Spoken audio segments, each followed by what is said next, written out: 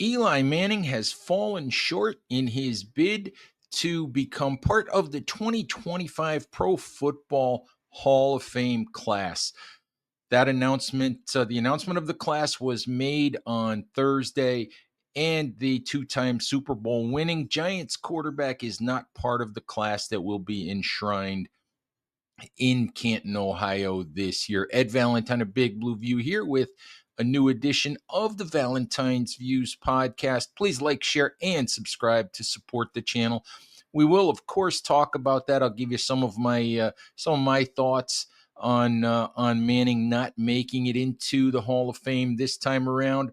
Also, pretty much a Super Bowl preview here for you. I have a little bit later on interviews with Brandon Lee Gouton of SB Nation's Eagles site, Bleeding Green Nation, and Pete Sweeney of the SB Nation Kansas City Chiefs site, Arrowhead Pride. I'll play both of those for you in a little while. First, though, want to talk about Manning. I will not sit here and call Manning being left out of the 2025 Pro Football Hall of Fame class. I will not call that a snub.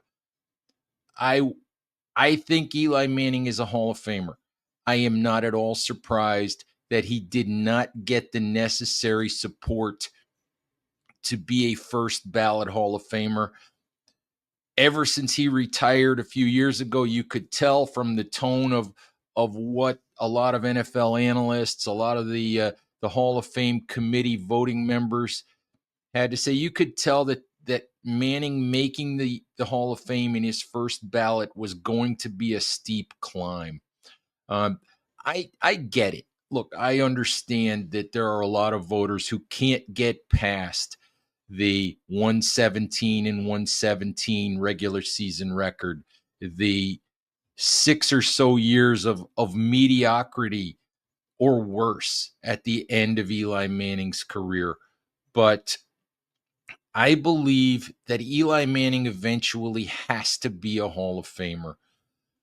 We judge quarterbacks by winning and losing, and that's the rationale that people use when they say, oh, he was an exact 500 quarterback, during the regular season. But what we really judge quarterbacks by is winning and losing at the biggest moments. Eli Manning had two of the biggest moments in NFL history. You cannot write the history of the NFL without what Eli Manning and the New York Giants did twice to Tom Brady and the New England Patriots. You can't write the history of the NFL without those games being a very early chapter, especially denying the Patriots an 18-0 perfect season. To me, to my way of thinking, the postseason runs have got to weigh more than anything that happens in the regular season. Passing yards, completions, interceptions, one-loss record, whatever. 2 times Eli Manning did something no one else was able to do. 2 times he was able to beat Tom Brady in the Super Bowl. He was able to beat Brady and Bill Belichick. 2 times he won MVPs in those games. And I have to ask this, for those of you who don't think that Eli Manning is a Hall of Famer, we can't retroactively take people out of the Hall of Fame. Joe Namath is a Hall of Famer. Joe Namath completed 50.1% of his passes for his career. Joe Namath had a 62, 63, and 4 career one-loss record in regular season games, a losing record. And yet Joe Namath is in the Pro Football Hall of Fame more or less based solely on one phenomenal Super Bowl performance.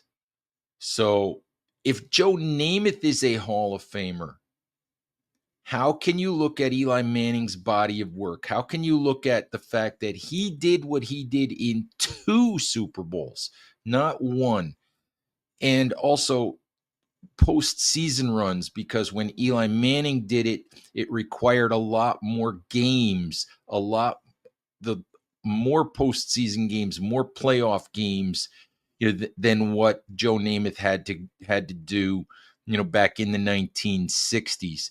I don't know how you can look at it and say Joe Namath is a Hall of Famer, but Eli Manning doesn't deserve to be one. I don't have a problem with Manning not being a first ballot Hall of Famer. I get that. But I think that I can't agree with people who say Eli Manning's body of work doesn't ever deserve the Hall of Fame. I think that to me that's silly. You look at a couple of other guys who are in the Hall of Fame. Dan Fouts, Warren Moon. And you can argue, and I won't disagree, that on a week to week regular season sort of measuring stick, that you can argue in week whatever of the regular season that Dan Fouts or Warren Moon was a better quarterback than Eli Manning. But neither of those quarterbacks ever had the postseason success, ever had the postseason opportunities that Eli Manning had. And and I think that you just have to weigh the historic nature of the things that Eli Manning did. You have to weigh those more heavily than you weigh anything that happened in the regular season, especially the fact that he did it twice. No quarterback who has been Hall of Fame eligible, and Ben Roethlisberger will be down the line here in a couple of years, but no quarterback who has won multiple Super Bowls and has been Hall of Fame eligible has been left out of the Hall of Fame. And I can't imagine an argument that would convince me that Eli Manning should forever be left out of the Hall of Fame. I don't know when he'll get in. Drew Brees is eligible for the first time in 2026. That will make Manning's path tougher to get in. So we'll see what happens. We'll see when it happens. I believe it will happen. I believe it has to happen. Um, but again, I'm not surprised that it did not happen this time around. All right, let's switch gears. Let's get into Super Bowl preview mode. And what I've got coming up for you here is interviews, as I said at the top of the show, with Brandon Lee Gouton of Bleeding Green Nation and Pete Sweeney of Arrowhead Pride. I'm joined now by Brandon Lee Gouton of SB Nation's Bleeding Green Nation, which covers the Philadelphia Eagles, of course, and of course with the Eagles a couple days away from taking on the Kansas City Chiefs in Super Bowl 59. Brandon, how are you? I'm excited, Ed. I really want Sunday to be here. As we're recording this on Thursday morning, I'm just ready for the game to actually start. But pretty exciting for the Eagles to be here for a And second time in 3 years. and how does it feel to be running one of the only two websites on SB Nation's football network to not be, knee deep, shoulder deep, hip deep, whatever, into off-season mode? I honestly, Ed, when you ask that, like, I really have wanted to avoid getting to that area. I'm like, I'm not ready to start doing mock draft season yet. Like, that's great and all. I guess maybe in March, but like, I've been really wanting the Eagles to win in part, just not to, so I don't have to turn the page to mock drafts and free agency and all of that. I've really Yeah. been trying to avoid that. Unfortunately, I've been, hip deep in that for a while, and the problem is, I'm sure even at BGN, you have guys that are in draft mode, back in November, and everybody's tired of it by the time the middle of April comes around. So Yeah, I everybody's mean, dug in and tired and angry and just wants it over with. it's funny when you're covering a team in the Super Bowl too, and then like you have Senior Bowl coverage going on at the same time, and it's Mhm. like, I mean, how am I supposed to even care about that right now? Exactly, I hear you. Um, Gotta ask you up front, um, the guy on the Eagles everybody cares about from a Giants perspective, and you're laughing, is, of course, Saquon Barkley. Um, and the question is a simple one, and you'll take whatever shots at the Giants you wanna take while you're answering it. I'm fully aware of that, but do the Eagles get back here and get this second shot in 3 years at the Chiefs without Saquon Barkley? No, they do not. Saquon has been such a huge part of this team's identity this season in that they really scaled back their passing attack and have just been leaning into the running game. And Saquon has just been clutch. He's come up in huge moments. He's been, quite frankly, I would say at this point, just like unstoppable because there's no really great way to defend him. If you load the box, you can create some negative plays. You might be able to keep him down for a little bit. But as soon as he eventually finds space out to the second level, he's gone and you're not catching him from behind. And if you don't load the box, well, then he's probably just going to keep ripping off runs for 5 yards, 6 yards, whatever, and continue to just march down the field that way. So he's kind of just like unguardable right now, basically. And he's been incredible. And not only just as a player, but I know you've talked about this for Big Blue View too, the leadership aspect and all of that. He wasn't like a team captain in his first year, and that's pretty understandable. I don't think you usually see that so much for newcomers like that, but I do think he will be moving forward, and I do think the reverence Eagles players have for him, you can really see that. Yeah, his impact on people, on his teammates and the people around him is pretty special. I do think the Giants undervalued that. But before we move off the Saquon topic, I just want to throw this at you. I think that what happened with Saquon this year is a perfect example of something that I have talked about for years when it comes to running backs. I think running backs are finishing pieces on really good teams. They're not building block pieces on bad ones. I think it was The Athletic that broke down all the simulations and the numbers and everything else. And the Giants went 3-14, and all the simulations and all the data says Saquon would have had 1,200 yards with the Giants, and the Giants would have won 4 games instead of 3. Mhm. So what difference does it make in the end? But that is how I look at top tier running backs, and I think Derrick Henry showed that this year. I think Saquon showed it. I think to an extent Josh Jacobs showed it. All those guys that were big free agent signings. I still don't think it's smart for bad teams to invest heavily in running backs. I do think this year is showing that it's smart for teams on the cusp of something big to invest in playmakers like that.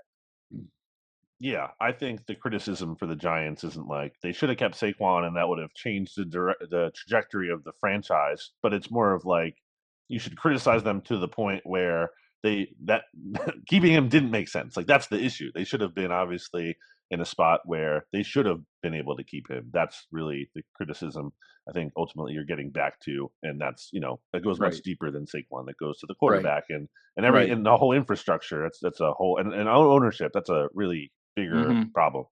Right. How do you have a player that good and not be able to take advantage of Right. him is really the criticism. So anyway, let's move on from that.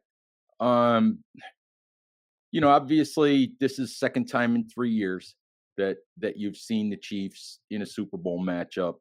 Um, Last one was a heartbreaker for you guys, 38-35 loss on a basically last second field goal.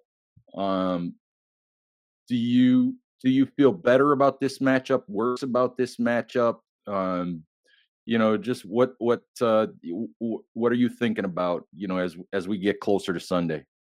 Yeah, this is really isn't making me popular in Philadelphia, but I mean, I've been saying since the Chiefs won Super Bowl 58 last year, which I was very happy about because I did not want the 49ers to win. I know some people were and still had and then had Chiefs fatigue. And I wasn't like, thrilled about the Chiefs winning element. I don't really care. I'm more indifferent about that part. But I didn't want the 49ers to win.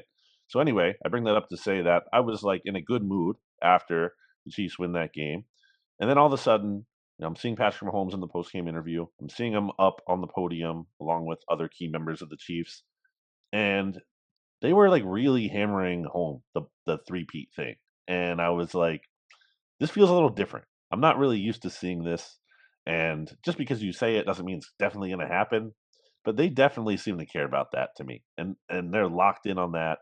And I've kind of was just of the mind back when we did the SB Nation NFL show. Ed, I did an episode with RJ Ochoa from Blogging the Boys and Steven Serta from Arrowhead Pride last offseason, right after the Super Bowl. It was like February 16th, 2024. And the theme of that episode we did was called 10 Questions for the Offseason. And I went last with my one of my questions. It was to not really ruin the whole premise of the show. And my question was like, does any of this matter? Does any of the 2024 offseason moves really matter? Because isn't it just going to be that the Chiefs are going to come in here again and just three-peat, and we're all just like acting like every other team might have a chance when really they're the star of the show. And it was really hard to shake that feeling for me as we saw them week in and week out over the course of this season not even look that good. I do my weekly power rankings for Bleeding Green Nation, and I would always have the Chiefs in the top spot, and people would be like, "How could you have them up there? The Lions are better, the Bills are better, whatever." And I'd be like, the Chiefs are just going to win. Like I don't Well, care if it doesn't look pretty. They're going to be. It's a close game at the end, whether it's a good team or a bad team, and Mahomes is going to come through, and they're going to win because they always do. They're inevitable.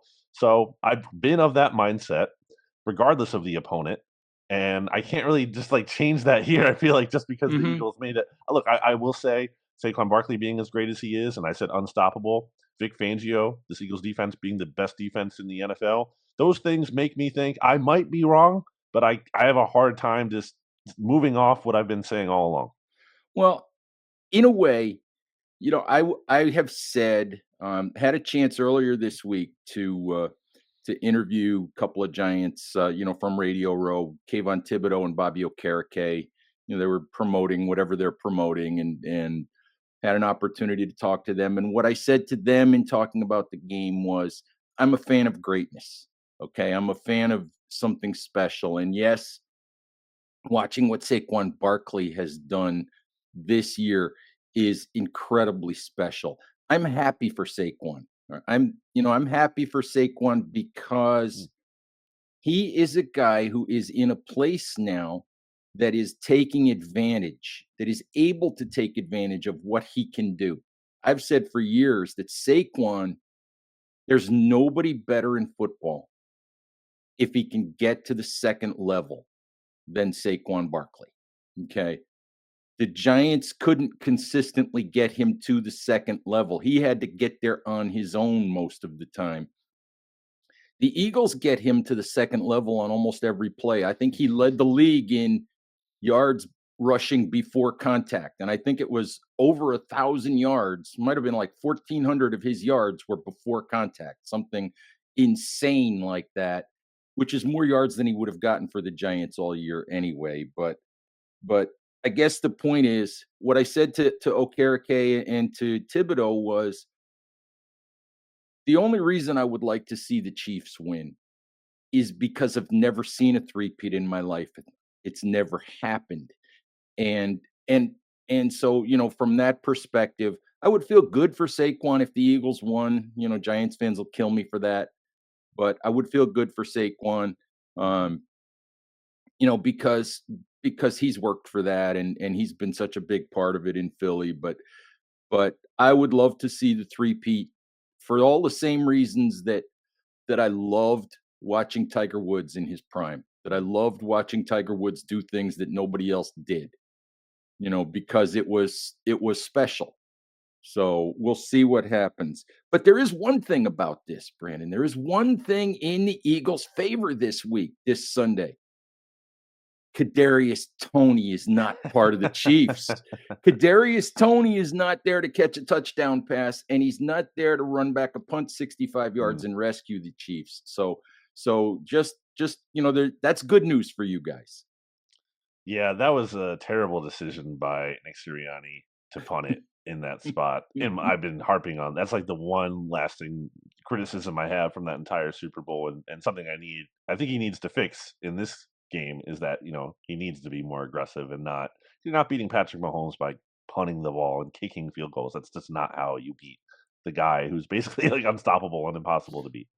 Absolutely. I hear you there. Um, you have to be, you don't want to go, maybe you don't quite want to go Dan Campbell, but where it's a little ridiculous, but I agree. When you have an opportunity, you have to try to take it. Let me ask you this. Injuries of note, I know that we saw in the championship game, Landon Dickerson banged up. I think it was Cam Jurgens, Mhm. playing when he wasn't supposed to play. Um, what's the status of those two guys and anybody else that you're worried about who won't be 100% for Philly on Sunday? Yeah, those guys, Jurgens and Dickerson, were full participants in practice on Wednesday, so fully anticipate them to start. The question I think more so is like, are they able to make it through the game? How close to they are 100%? And we'll obviously see how that goes. It's the Super Bowl, so I Hmm. expect them to tough it Yeah. out as much as they can. But certainly something to monitor. And if they have to miss time, Tyler Steen, who's the Eagles' top backup guard, I mean, they've had two of their best scoring outputs this year when he's had to start. So, not Yep. to say he's a perfect player, but I think the realistic expectation you want from a backup is like just don't, ruin the game. And he has Hmm. been good at not ruining the game at the very least. So, there's that. The big injury, otherwise, is Brandon Graham, who once upon a time, it's crazy to think like how he's still playing and still playing well, mind you, Yes. when before he got hurt. Back in the day, it was like, oh, the Giants, got JPP and the Eagles should have taken him instead of Brandon Graham. And once upon a time, like that looks right. But, as Hmm. things have aged, and Brandon Graham obviously made the biggest play in Eagles franchise history when he strip sacked Tom Brady in Super Bowl 52, and how he's had this, tremendous career and longevity. Played the most games of any Eagles player ever. And again, he was looking awesome this season. And what is supposed to be his final season might be his final Hmm. season. This might be his final game if he plays in the Super Bowl. He's still been limited in practice, but he's been talking like he's going to play. But that's kind of like a really cool story, I think, for people who aren't Eagle, like just a general NFL interest story is that you have this guy. He didn't look like he was going to be able to finish his career on the field. He gets that triceps injury in November against the Rams, and now he has the chance to come back for the Super Bowl in one last game. It's kind of like a movie kind of Yeah, make scenario a here. make a contribution in a Super Bowl Yeah, after what is he in his how many what is he in his I think this is his 14th year? 15th year. 15th Yeah, year? How a defensive lineman plays that long at this point, I have no idea. yeah. But it's crazy. We talked about it a little bit. Last thing for you, um, you kind of said that you're not really backing off the idea that that the Chiefs would three-peat, but let me ask it this way. hmm What's the path for the Eagles to prevent a three-peat? What's the path if they do win the game? I look at three big keys, and it's number one, Saquon continues to remain unstoppable. Just lean into him. He's gonna break a run at some point, probably. And again, if he's not, and if the Chiefs are gonna play far back off to prevent that, then you're gonna be able to go on long drives probably, and he's gonna be able to keep the chains moving. So ride Saquon, number one. Number two, I think Jalen Carter needs to have a game wrecker type game in this one. Chris Jones is obviously awesome; he's elite, but Jalen Carter is like that next. I think Aaron Donald, Chris Jones. I think he's that kind of player. And I know it's really high praise, and he has a long way to go to establish the longevity of that. But he has that kind of potential in him, and I think he can absolutely. If the Eagles have one defender who can like make Patrick Mahomes look mortal, I think it's Jalen Carter. Now, he has a tough battle going up against Trey Smith and that Chiefs offensive line. So we'll see how that goes. But there's potential for that.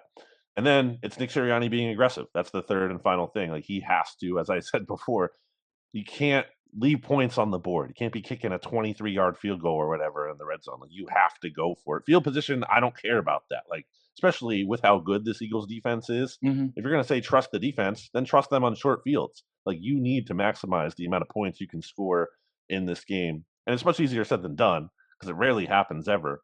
But we did see it happen in the Super Bowl before. again, I'm taking the Chiefs to win, but I do think there is an avenue here to where the Eagles' talent shines and they kind of just maybe like roll this Chiefs team. And I think that's probably like the best way you have to beat them because I don't late and close. I don't think Patrick Mahomes is going to be stopped. But if you're able to somehow jump on this team and keep the game script going in your favor, especially when you have a running game like this, then I think things could get a little ugly for the Chiefs. Yeah, I was going to say, just don't let Patrick Mahomes have the ball at the end with a chance to win. Yeah.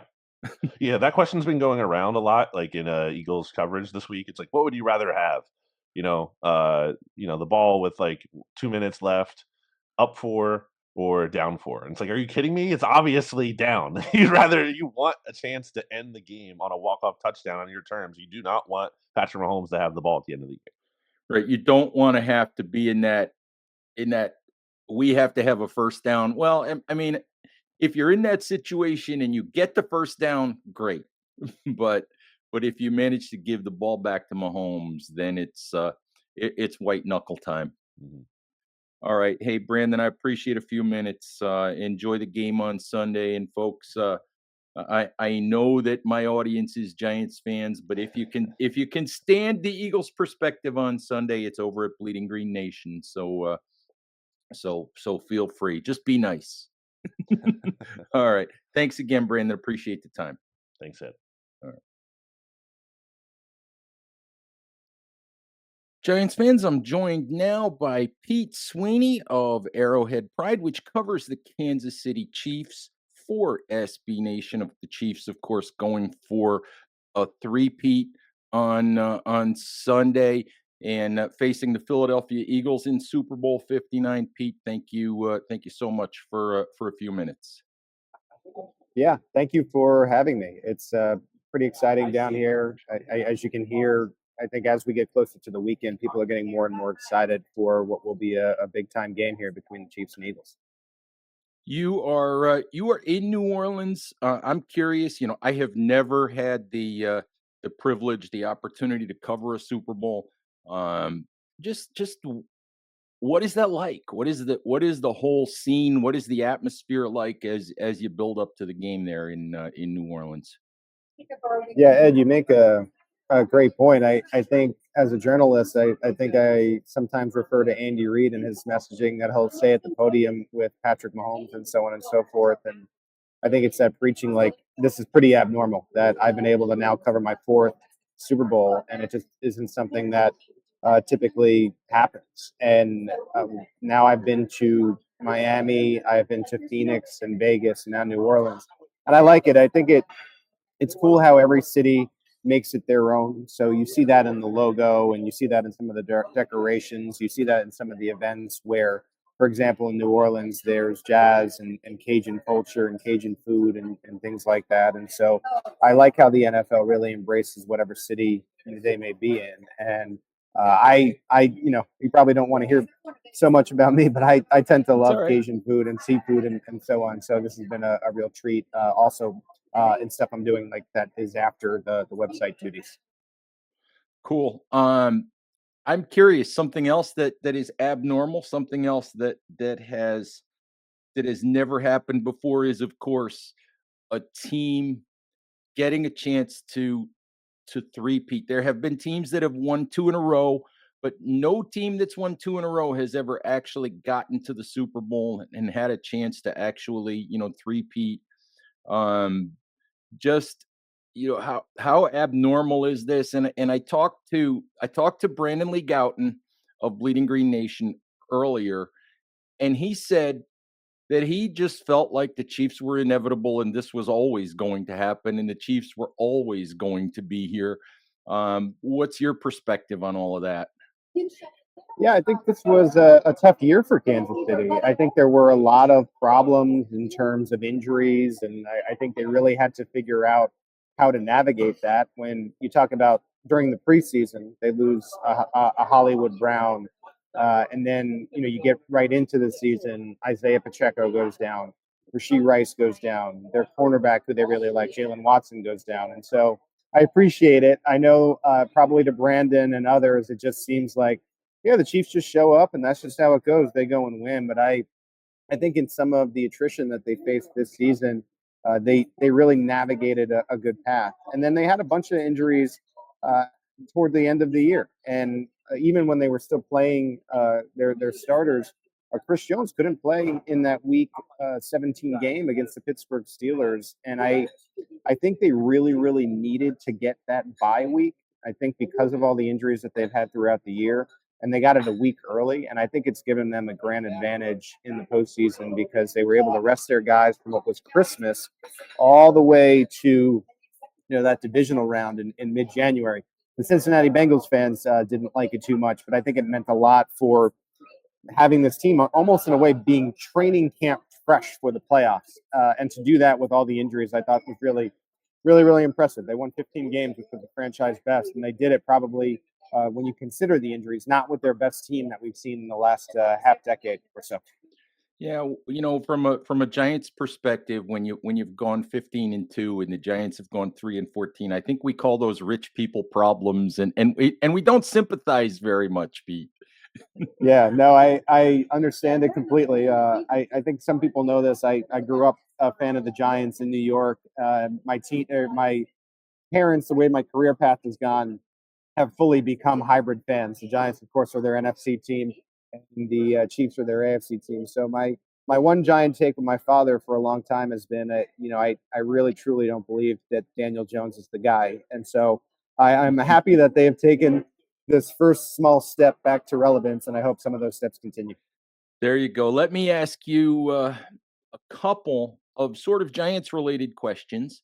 Um, Steve Spagnuolo, in your mind, I mean, no pure defensive coordinators ever made it to the Hall of Fame. Um, I'm not even sure that the rules allow voting on those guys at this point in time, although they may at this point. But in your mind, is he a guy that has to be a Hall of Famer? He's got 4 rings at this point.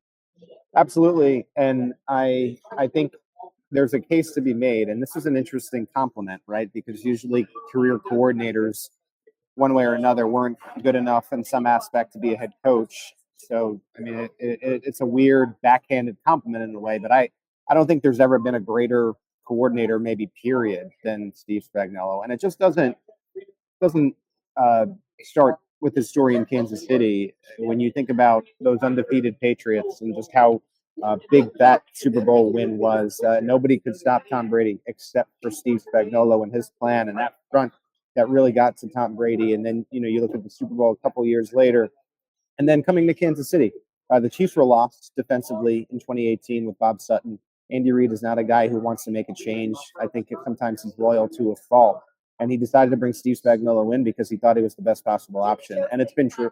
I mean, his plans and his feel for the game and being able to call the timely blitz and face injuries. We talked about the Chiefs' injuries a bit there, but I think losing Jalen Watson, the cornerback, was a huge shot in the middle of the season where they had to find defensive production elsewhere. And I think to manage that and get Watson back, and then to be in this game with a significant challenge ahead in Philadelphia. I mean, it's not like Philadelphia had a perfect record, but I think you could say without blinking that Saquon Barkley, the former Giant, has just been a headache and a problem to stop. And so I think in talking about Spags and this season and what he's been able to do defensively, it ends with a grand test. And I know that when you talk about fan bases that aren't the Chiefs or the Eagles, I think most people are rooting for the Eagles because they're sick of the Chiefs. But I think for Giants fans, there's a lot of reasons, both in division and rooting for Spagnuolo for him to get it done. And then on the Hall of Fame point, I think he has to be in the Hall of Fame. I know that it has not been commonplace for coordinators to be voted to the Hall of Fame, but I think when you see someone with the accolades that Steve Spagnuolo has been able to rack up here, and this will be a 5th Super Bowl, 3 in a row. I think there's sometimes is an exception to every rule, and I think Spagnuolo has to be that. And Andy Reid has also said, if he had a vote, he would vote for Spagnuolo. So I could see him really breaking this mold. Absolutely. Just a couple of quick comments, or at least one on Spags quickly. And he was interim head coach of the Giants for 4 games at the end of 2017. And I look at who the Giants hired as head coach in 2018, who was Pat Shermer, and I look at the merry-go-round that's happened with the Giants since then, and I've always wondered, I don't know if Steve Spagnuolo would have been a successful head coach. I don't know if he'll ever get another opportunity or if he really even wants one, but I've often thought the Giants might have saved themselves a lot of headaches if they'd have just given the job to Spags in 2018. Yeah, I think Spags has learned a lot. And what has kind of surprised me, Ed, is he still maintains that he would like to try to be a head coach, even despite being older now and really having all this wild success as a coordinator. I I liked the Raiders job for him. Tom Brady's involved with that. Spagnuolo was the ultimate thorn in Tom Brady's side. He knows the division well. He's been playing it for these past years at 19, and they did end up going with an older coach in Pete Carroll. He interviewed Spagnuolo did with three organizations this offseason, or there was interest from three organizations, and it didn't work out. So yeah, I'm left wondering, like you, is there ever going to be a team that decides to give him another opportunity? I think the Giants might if they move on from Brian Daboll, but we shall see what happens in another year. And here is my absolutely critical New York Giants related question for you. How on earth are the Kansas City Chiefs going to win this Super Bowl without Kadarius Toney? Yeah, my dad will like that question. Yeah, he was great, um, Touchdown catch, 65-yard punt return to set up a fourth quarter score. How you gonna do it without KT? obviously things fizzled after that, so hindsight changes the story a little bit. But I go back to that first Eagles Super Bowl. To me, this Chiefs Eagles Super Bowl from 2 years ago was a seesaw type of game. It really felt to me like one of those games where it's just simply going to be the last team with the ball that wins, right? And whenever the clock runs out, whoever can't score fast enough, and say what you want about Kadarius Toney. On one particular Sunday, he was fantastic, and I'm not sure if the Chiefs are even going for the three-peat if he doesn't have that punt return. I think the punt return was bigger than the touchdown catch. I look at that route, and Sky Moore scored on a similar play in the same game, and I feel like that's a replacement level type of play. But as far as the punt return went, I mean, it was just outstanding, and it really in that Super Bowl it really gave the Chiefs control. Of course, fizzled out with Tony the next season. Ends up having a cup of coffee with the Cleveland Browns. Now I'm not sure if he'll really ever get another opportunity. But Ed, to be nice to Kadarius, he'll always have that one Sunday when I'm not sure that the Chiefs would win that game without him. Absolutely. Hey, just a couple more things for you quickly. I haven't looked at the injury report. Any injuries for Kansas City of concern in heading into Sunday? No. And that goes back to, I don't need to reiterate it, but that goes back to that point of getting the bye week and having the 3 weeks of meaningless games, essentially.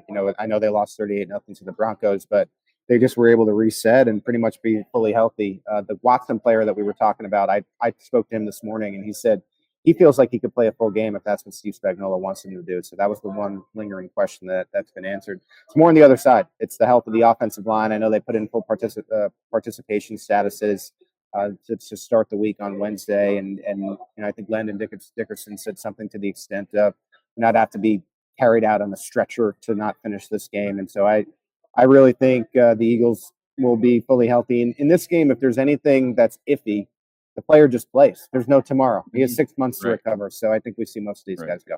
Yeah. Absolutely. I will say this in terms of predicting the game, in terms of how it might go.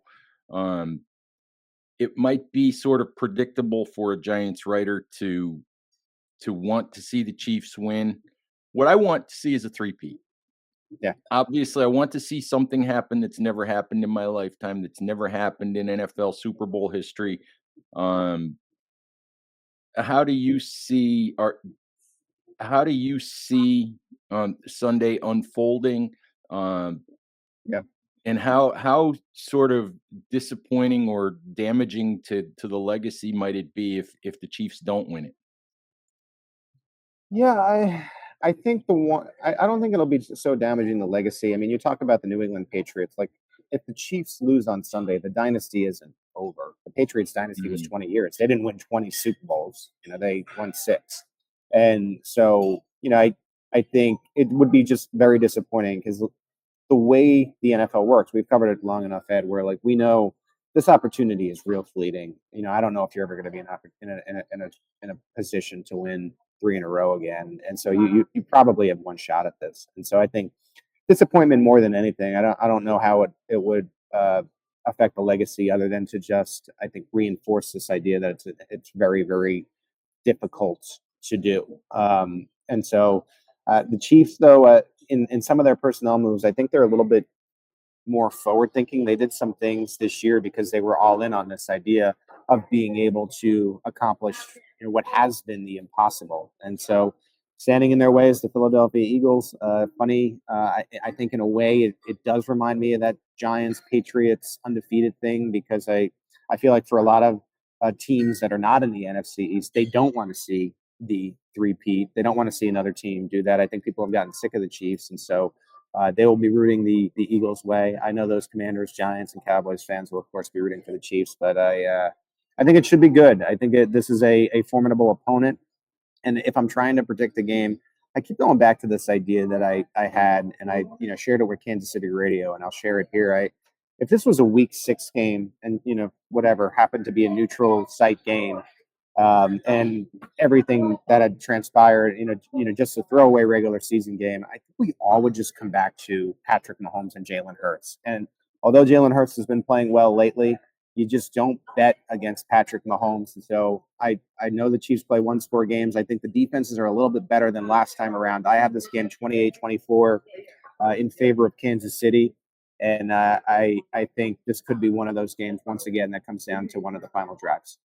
Absolutely. And, I'll just say this. If there's one thing that scares me from a Kansas City perspective, it is the fact that so many of their victories have been close games. Right, So many right. of them have been last drives. So many of them, I don't want to say fluky, but so many of them have had,